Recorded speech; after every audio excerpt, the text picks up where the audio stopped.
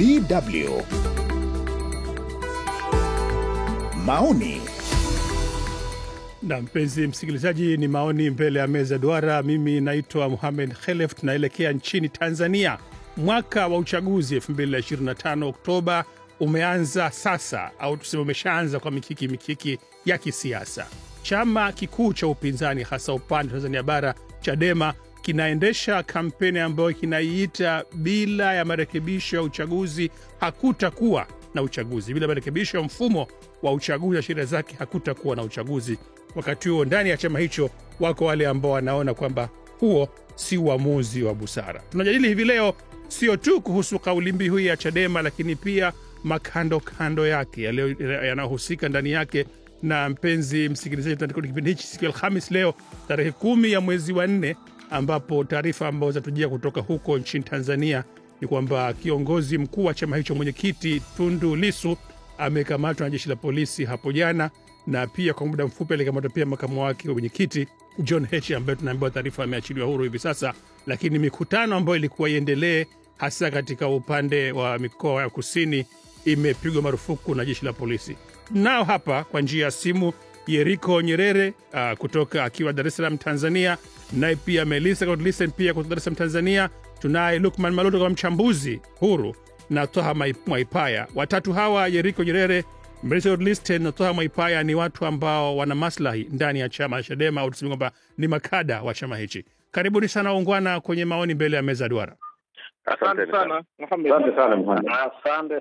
Asante. Na kwa sababu ya yanayojiri hivi sasa tunaporekodi kipindi huko nchini Tanzania, tutabidi tuanze moja kwa moja kwanza kwa Toha Mwaipaya ambaye yuko Songea wakati tunarekodi kipindi hiki.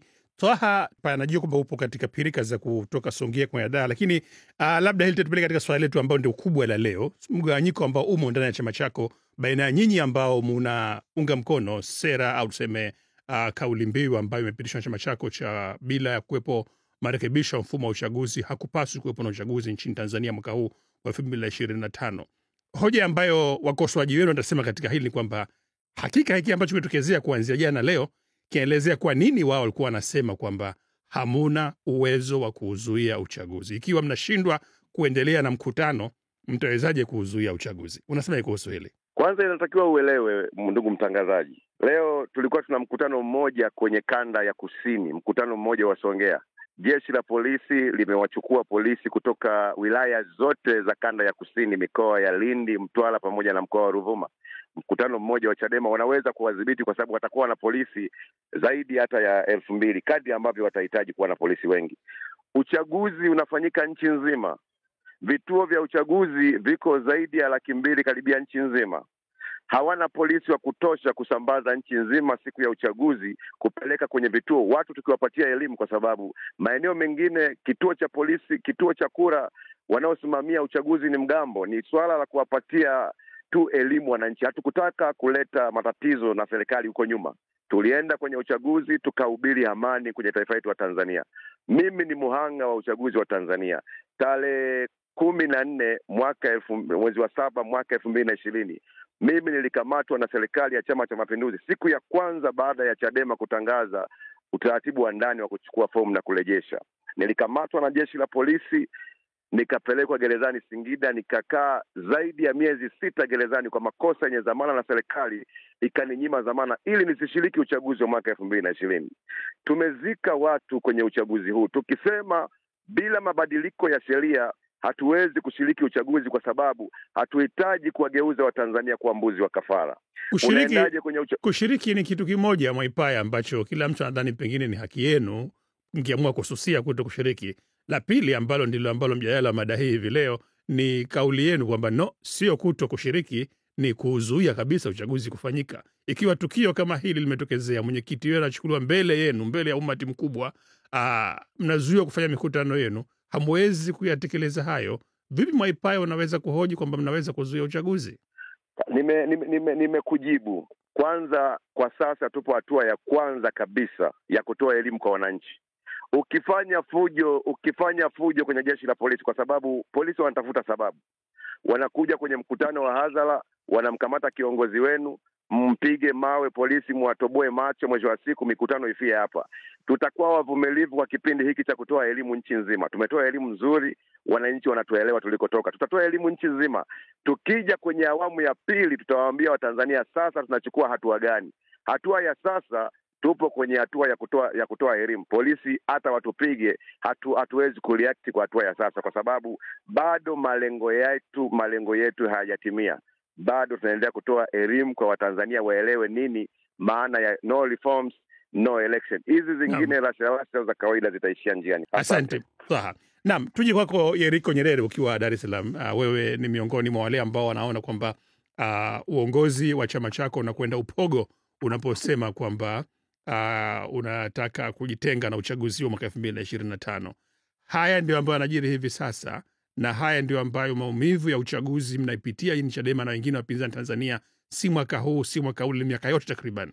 Kwa nini unadhani kwamba chama chako hakipo sasa kuja na hatua ngumu na manzito kama hii ili kubadilisha mambo? Cha kwanza kwamba no reform no election, hiyo haibishaniwi. Kila mtu mwenye akili timamu ndani ya chama anakubaliana nayo. Jambo la pili ni kwamba uchaguzi huwa unaibiwa, kwamba chama tawala huwa kina hozi mchakato mzima wa uchaguzi, na kwamba kwa miaka karibu 5-6 chaguzi 3 zilizopita hazikuitwa chaguzi, kwamba ni uchafuzi. Hilo halibishaniwi. Eneo pekee ambalo limekuwa tukisita na tukishauri pengine tufanye maboresho ili tufanikishe zaidi ni eneo linaloitwa kuzuia uchaguzi. No reform, tunakubaliana inahitajika kweli, bila reform. No election, inahitaji tafakuri kubwa zaidi. Kuzuia uchaguzi ni uamuzi ama ni hitimisho lililokuja baada ya uongozi mpya kuingia. Uongozi wa awali ulikuwa kwenye mjadala huo wa no reform no election. Haukufika hitimisho kwamba sasa hivi ndio hivi. Wakati tunakwenda kwenye mjadala huu, tunaangalia kamati kuu ya mwezi wa 11 iliyokuja na maazimio ya kama 10, hakukuwa na kitu kinachoitwa no reform no election, ila kulikuwa kuna hizo agenda zinazoitwa kwamba lazima tutafute njia mbadala za kupambana na haya yanayotokea ya kuzuia uchaguzi. Sasa kamati kuu ya sasa na hii ni kamati kuu baada ya kwenda retreat kule Bagamoyo, ndio ilikuja na uamuzi huu rasmi. Kwa maana ya mwenyekiti alikuja kutangazia hivyo. Tunatakiwa tutafakari zaidi, tunapambana tukiwa nje ya uchaguzi ama tunapambana tukiwa ndani ya uchaguzi. Binafsi ninaunga mkono uamuzi wa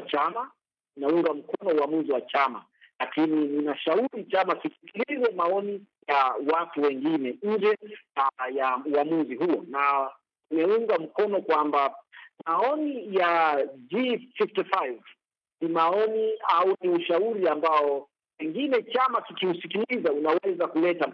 Yaani haya yote tunabishania namna ya kufanikisha. Hakuna anayepinga kwamba yasitokee. Tunabishania yatafanikiwaje? Yatafanikiwa tukiwa hatushiriki uchaguzi?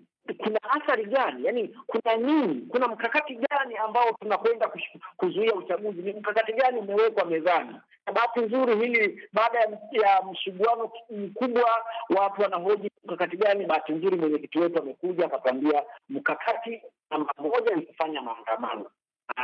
Katika kufanya maandamano siku ya pili amekuja mirezi kwamba kuna mambo 6. Anasema haya yakirekebishwa tutaenda kwenye uchaguzi.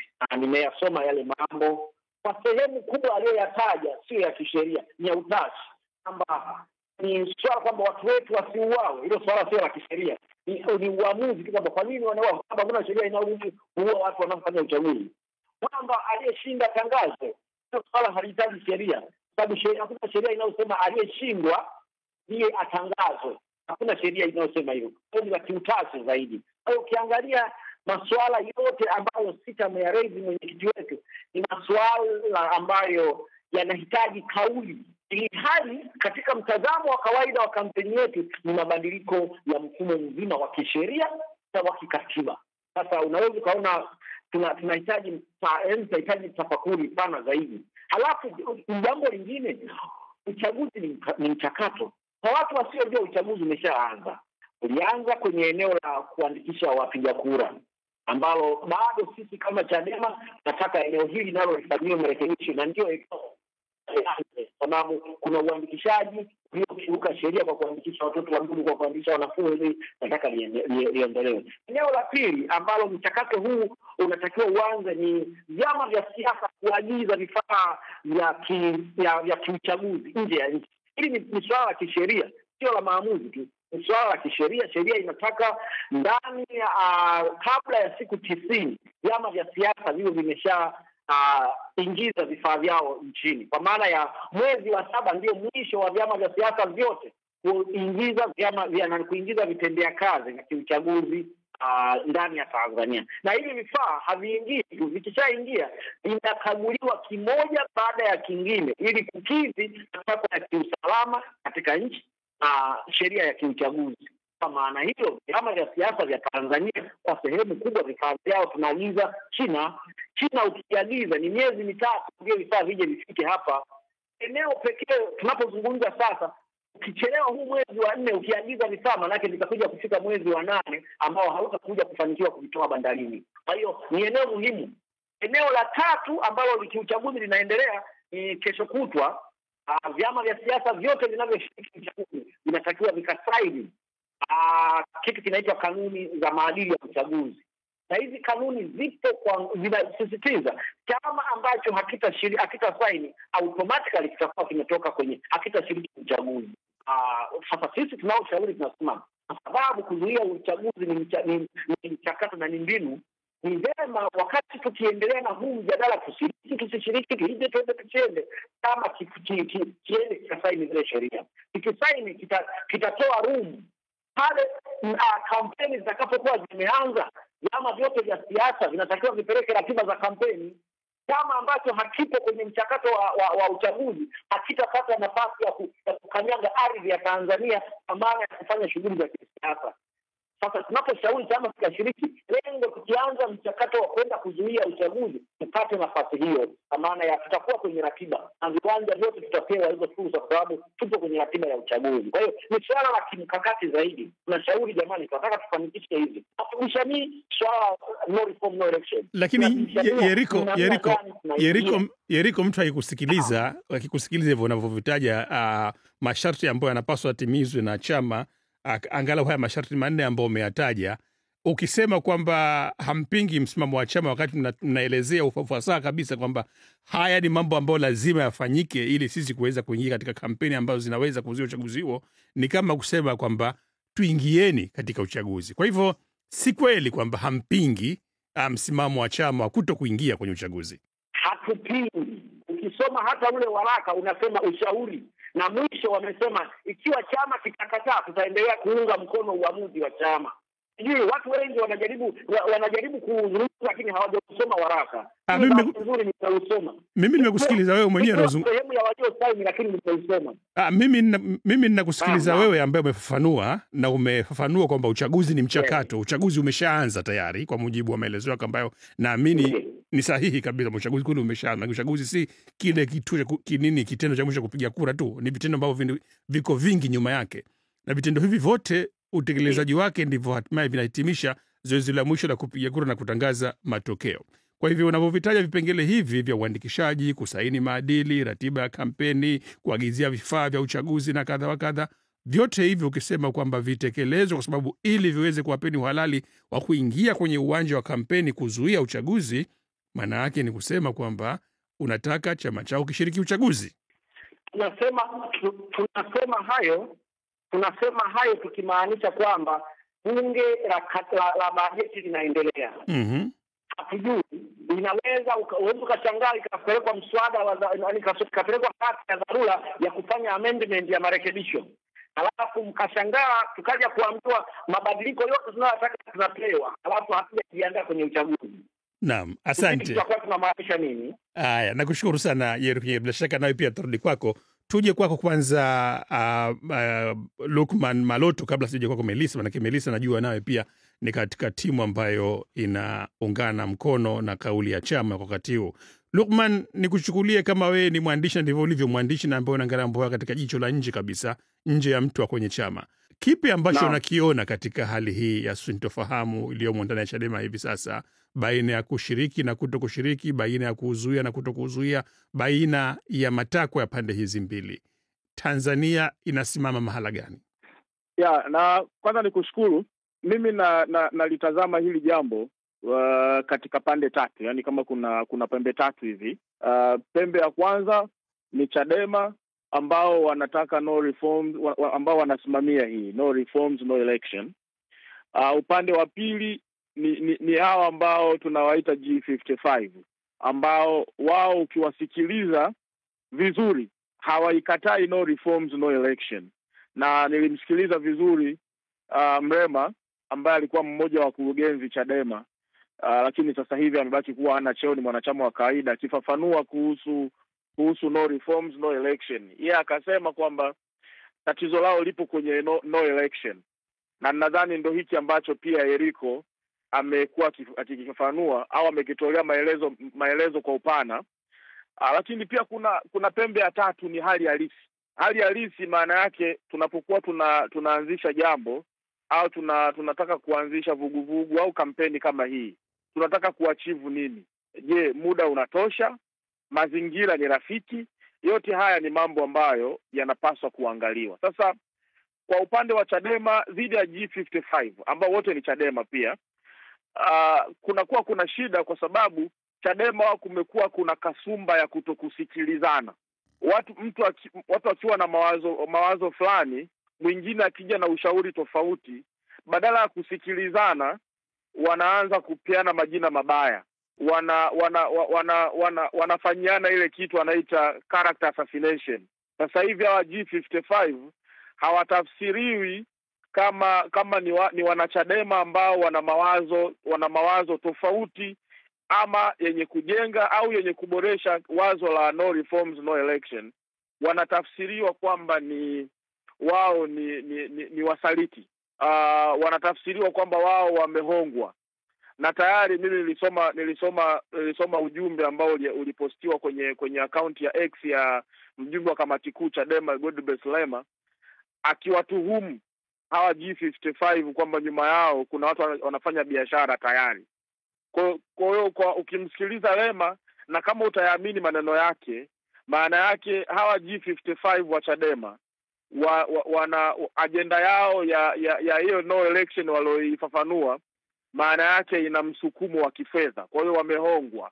Sasa hii tabia inakuwa sio njema, na ndio kwa namna moja au nyingine imeifanya Chadema ifike hapa ilipo. Kwa sababu haiwezekani ndani ya Chadema watu wakatofautiana na ikawa tu kwamba kuna makundi au watu wawili wanasigana mawazo bila kuibuliwa kwa tuhuma za watu kuhongwa. Yaani leo hii hata Mbowe alivyoondolewa, mwenyekiti kashindwa kwenye uchaguzi, na ulikuwa ni uchaguzi huru wenye kuaminika na uwazi kabisa kuwahi kutokea, na kila mtu anasifu hivyo Chadema. Lakini mazingira ya kuelekea kwenye uchaguzi na kampeni zilizofanywa moja kwa moja zilikuwa zinamvunjia heshima kubwa sana Mbowe. Mbowe akaonekana kwamba yeye amelamba asali, Mbowe ameonekana kama anauza chama. Kwa hiyo chama kilikuwa kinahitaji mtu ambaye hauziki, hanunuliki, mtu ambaye ni msafi, yani kiongozi ambaye amekiongoza chama kwa takriban miaka 22. Ndani ya muda mfupi ikaonekana kwamba yeye ni mtu ambaye amekiuza chama. Kwa sasa inabidi muanze upya, kwa sababu mkishazungumza kwamba huyu mtu amehongwa na ndio alikuwa kiongozi wa juu wa chama amehongwa, maana yake mnataka sasa muanze upya na timu mpya. Sasa hii tabia sio njema, na ndio ambayo inakuja kuileta hii ya G55 na Chadema kutokuelewana. Ni kama kwamba unayesema Lukman Maloto kwamba mtafaruku ambao uliopo sahizi kwenye Chadema kuhusu agenda ya no reform no election ni masimbisimbi ya uchaguzi uliopita wa Januari wa kumpata mwenyekiti wa chama hicho. Naam, kwa zaidi ya 80%, lakini pia kwa 20% kuna sababu tofauti ambayo nimeelezea ni ya kihistoria.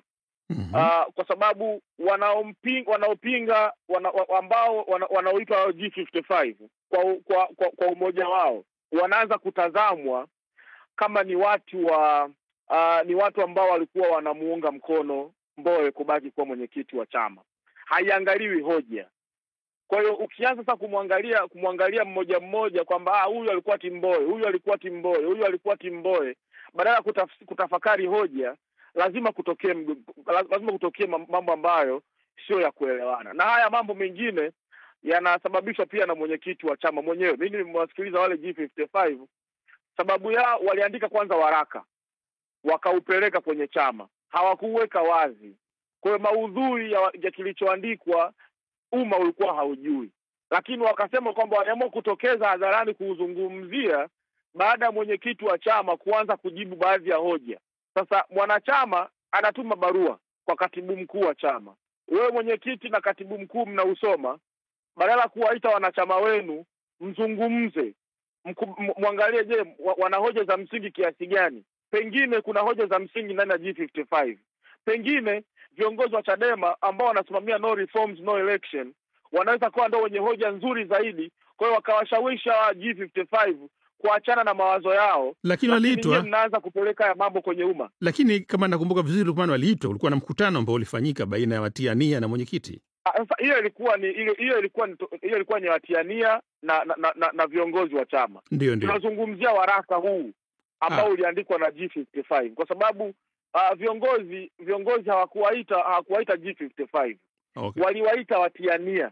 Lakini hoja za watiania na hoja za G55 hazipishani, ni zile zile. No, mimi nafikiri kuna hoja tofauti. Kuna mtu mwingine ni mtiania lakini bado anasimamia kwenye no reforms no election kama ilivyo. Kuna mtu lakini G55 wao wanajitenga na msimamo wa kwamba uchaguzi usiwepo. Hizi hoja ni mbili tofauti. Nilikuwa napenda tueleweke hivyo. Naam. Sasa kwa mimi ufafanuzi wangu hapo, ndugu yangu Mohamed, mwenyekiti wetu, ni kwamba inatakiwa Chadema watengeneze utaratibu wa kusikilizana wao kwa wao kwanza. Na kuheshimiana. Kwamba sio kila siku watu watawaza mawazo ya aina moja. Watu lazima watofautiane. Kwa hiyo watu wakitofautiana, sio vibaya kukaa chini na kuzungumza.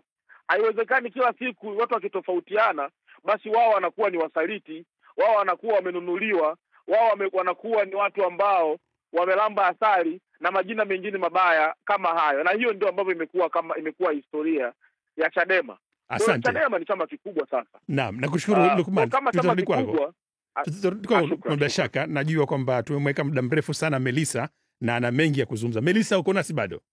Nipo.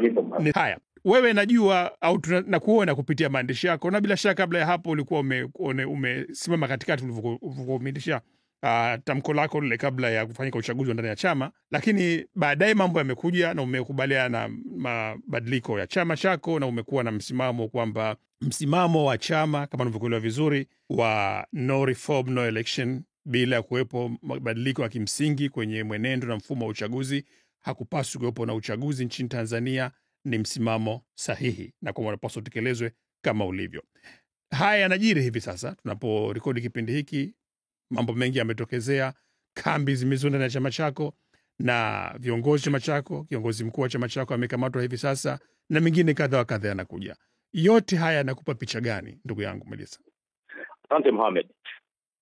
Haya yananipa picha kwamba mambo mawili.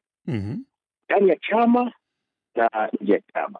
Ndio kwanza nje ya chama. Nje ya chama yanatoa taswira kwamba falsafa ama kauli mbiu ya chama ya no reform no election ina kila sababu ya kuungwa mkono na kila mtu mwenye akili timamu. Kwa sababu gani? Kwa sababu no reform no election, falsafa hiyo nyuma yake imebeba dhana ya kwamba serikali na CCM, maana chama na serikali hakijawa tayari kuweka mazingira huru na ya haki na ya usawa kuelekea uchaguzi. Sasa kitendo cha kumkamata mwenyekiti wa chama na baadhi ya viongozi wengine na kuvuruga mikutano inayoendelea kwa sasa inadhihirisha hayo madai ya kwamba CCM na serikali yake hawajawa tayari kushiriki uchaguzi. Kwa hiyo haya yanayoendelea kwa maana ya nje ya chama yanatoa uthibitisho usio na shaka kwamba CCM hawajawa tayari kushiriki uchaguzi wa haki, uchaguzi wa usawa na uchaguzi ambao uko huru. Na kuna kila sababu ya kuendelea kupigania hiyo haki, kwa sababu hiyo haki haitolewi kama zawadi na CCM. Hiyo no reform no election, kwa wale ambao walikuwa wana mashaka na hiyo kauli mbiu, bila shaka kitendo cha mwenyekiti kukamatwa inawafanya sasa mashaka yao yaweze kuondoka. Waliofikiri kwamba CCM itabadilika, kwamba katika mchakato wa uchaguzi CCM inaweza itavaa koti la malaika, itaacha kukuruga uchaguzi, itaacha kukamata watu, polisi wakaacha kutumika kupiga watu, kuwaweka rumande, na wengine kusingiziwa kesi, na wengine sasa vifo vinatokea kama tunapotoka kile kifo cha binti Akilin na wengine. Kama kuna watu walifikiri CCM na serikali wamebadilika, wanapata sababu ya kuamini CCM na serikali hawajabadilika. Kwa maana hiyo sasa, no reform no election is a must. Bahati mbaya kuna watu wana tafsiri kidogo hii kauli mbiu bila tafsiri sahihi. No reform no election sio kauli mbili, ni kauli moja.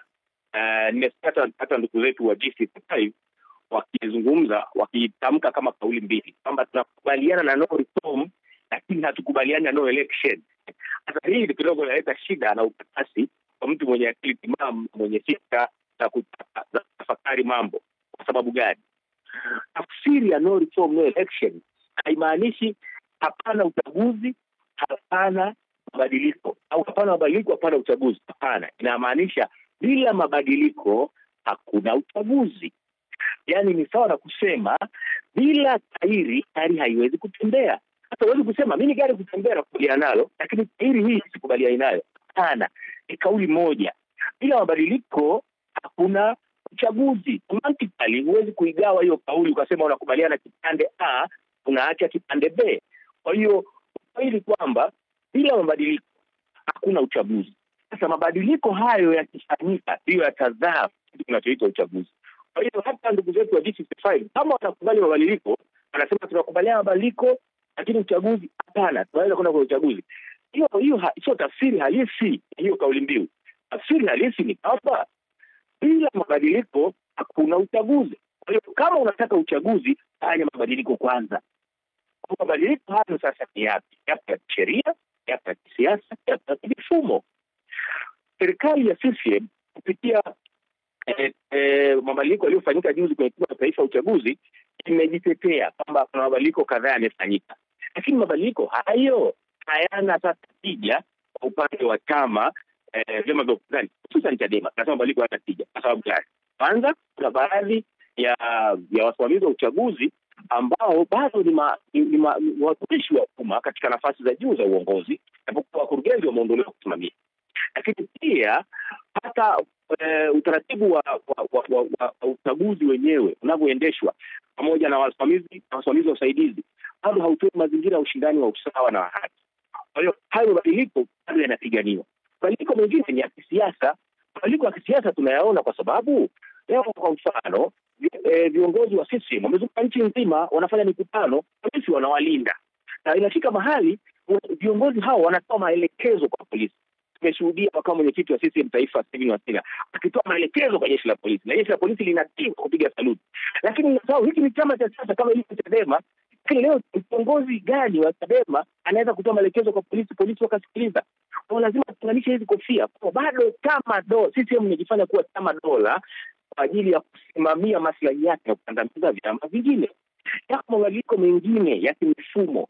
Hapo tunatakiwa kuidetach serikali na CCM. Hata kama CCM inaongoza serikali, kwa maana ndio kama dola inaongoza serikali, lakini lazima hizi kofia zitenganishwe. Leo akizungumza kiongozi wa serikali na kiongozi wa CCM, huwezi kuona tofauti. Sasa mabadiliko yote hayo, ndio nasema tunataka mabadiliko haya yote yakifanyika tuweze kwenda kwenye uchaguzi, ili watu wetu wasiuawe tena, watu wetu wasifungwe tena, tusipate sababu ya kufurahia ubunge kwa damu za watu. Kwa hilo tutaliunga mkono, na naamini wanachadema wote wanaunga mkono. Sasa mtazamo wa ndani ya chama umegawanyika, na umegawanyika unabebwa na maumivu ya uchaguzi. Kuna post election trauma ya uchaguzi mkuu huu ambao ndani ya chama. kulikuwa na makundi matatu. Kundi la kwanza lilomuunga mkono Mheshimiwa Tundu Lissu, kundi lilomuunga mkono Mheshimiwa Freeman Mbowe kama kundi la pili, na kundi la tatu la watu walioamua kuwa huru na kuwa katika mazingira ambayo yanaweza kuwafanya wawe na mawazo huru bila kutegemea upande wowote. Sasa bahati mbaya hili kundi, haya makundi mawili, maana kundi la Mheshimiwa Freeman na kundi la Mheshimiwa Tundu Lissu, bado hayajatibu majeraha. Mimi katika press niliyofanya kabla ya uchaguzi nilisema uchaguzi ukikamilika panahitajika kufanyike post election mediation na reconciliation. Na mwenyekiti aliyeondoka madarakani aliyestaafu Mheshimiwa Freeman Mbowe alitoa usia wake, akasema majeraha haya yaliyotokana na uchaguzi yatibiwe. Ni bahati mbaya kwamba majeraha hayajatibiwa. Kwa kutokutibu majeraha sasa umesababisha hayo makundi kila moja limuone mwenzake kwa hasimu na yaanze kushambuliana na kuhisiana vibaya. Ndugu Maloto ameeleza vizuri hapo kwamba kwa hali inayoendelea ndani ya chama sasa hivi unakatika sana. Ulikuwa unasema hali inavyoendelea ndani ya Chadema hivi sasa, alafu kwa hapo sikupata tena. Bora ukate ile alafu akuite tena fundi mitambo. Tutakupata dakika hapo moja iliyobakia. Haya, asante. Haya, tunaelekea mwisho bila shaka, na Melissa ametupotea kidogo katika kwa sababu ya simu yake na matatizo. Ataitwa tena baadaye kidogo, lakini wakati tunaelekea mwisho Twaha Mwaipaya bado ibaki kwenye simu, umeshaondoka? Nipo kwenye line. Haya, asante. Umesikia yote ambayo amezungumza wende ambayo ametufungulia. Kwa hivyo tupe kauli yako ya mwisho kabisa. Mnasimamia mtazamo wa kutokuwepo kwa mabadiliko, kutokuwepo uchaguzi kama kuna mabadiliko katika mfumo na mwenendo wa uchaguzi katika nchi yako. Una sehemu si ndogo ya watu pia wa chama chako, wengine ni watiania, wengine ni viongozi wa zamani ambao wanaona kwamba hampaswi kwenda msimamo huu, mnapaswa angalau kurekebisha mambo ili muweze kusonga mbele. Unasemaje kauli yako ya mwisho? Asante. Tumetoka kwenye uchaguzi wa mwaka 2019 uliokuwa chini ya Magufuli. CCM ulipola ule uchaguzi na wagombea wote wa upinzani wa serikali ya mtaa waliambiwa kwamba hawajui kusoma na kuandika. Tukaenda kwenye uchaguzi wa mwaka 2020, CCM ikapola uchaguzi, ikamtangaza mbunge mmoja wa Chadema mpaka sasa, Aida Kenani. Magufuli Mwenyezi Mungu akamchukua, amekuja Samia, tukasema wenda Samia inawezekana akawa tofauti na Magufuli. Tumekwenda kwenye uchaguzi wa serikali ya mtaa mwaka 2024. CCM imefanya kile ambacho kiliasisiwa na Rais John Pombe Magufuli. Leo hii tunavyozungumza, walipita bila Dar es Salaam peke yake yenye mitaa zaidi ya 536, waliacha wagombea wa upinzani zaidi ya 136, wakakata wagombea zaidi ya 500 na kitu. Leo hii ukisema twende kwenye uchaguzi wa mwaka 2025, watu wameuawa kwenye uchaguzi kama kwenye uchaguzi wa serikali ya mtaa wameua watu 3: Tunduma, Ukonga na Manyoni. Utuswage kama mbuzi wa kafara kuelekea tena kwenye uchaguzi wa mwaka 2025. Kwanza ni kuto kujisimamia. Kwa hiyo hoja yetu ya kusema bila mabadiliko, kuzuia uchaguzi huu ni kuzuia Watanzania wasiendelee kufa tena, kuzuia vilema visiendelee kwa Watanzania tena, na kurudisha morali ya uchaguzi, kwa sababu uchaguzi uko huru na haki. Morali ya wananchi kujitokeza kwenda kupiga kura itaongezeka. Sasa hivi wachaguzi, hamasa kujitokeza kwenye uchaguzi kwenda kujiandikisha na kupiga kura imepungua, kwa sababu wanaona hata wakienda kujiandikisha mtu ambaye wanamtaka hawezi kutangazwa. Kwa hiyo sisi tutaendelea kutoa elimu hii. Watatuweka magerezani, tumezoea. Watatukamata, watatuteka, kwa sababu hatuwezi kuwa wa kwanza, lakini mioyo yetu irazi sana kuifia nchi yetu. Kuzuia uchaguzi huu ni kuzuia mauaji, na hii ni baraka hata mbele ya Mungu. Asante sana. Asante ndugu yangu Twaha Mwaipaya. Nije kwako Jeriko Nyerere. Nini kifanyike kwa mtazamo wako katika siku hizo bakia, baada ya yote ambayo yamejiri? Mna chama mkononi ambacho mnapaswa mkisimamie, lakini pia mna nchi ambayo mnataka kuipigania. Kwanza kabisa niseme wote tunakubaliana kwamba tunahitaji mabadiliko, tunahitaji mageuzi. Mzunguko huu wote tunachobishania tunafanyaje ili kuzuia uchaguzi kwa mujibu wa agizo la chama au kauli ya chama kwamba tutakwenda kuzuia uchaguzi. Sio tutashiriki uchaguzi, tunakwenda kuzuia. Tunakwendaje kuzuia? Hili ndilo jambo ambalo pande zote hizi zinasikiana. Ukiangalia wote wanakubaliana kwamba bila mabadiliko, bila uchaguzi. Sasa bila uchaguzi hapa tunakwendaje kuzuia uchaguzi? Uchaguzi tumesema tunakwenda kuzuia kwa maandamano. Ni jambo jema. Turejee nyuma. Watu wetu tumewaandaa kweli kwa maandamano, na ukiangalia tunazungumza maandamano siku ya uchaguzi kama alivyotangaza mwenyekiti wetu. Ni siku nadhani leo tupo mwezi wa 4, tuna siku kama 6-7 hivi za kwenda kutekeleza hicho tunachokifikiria.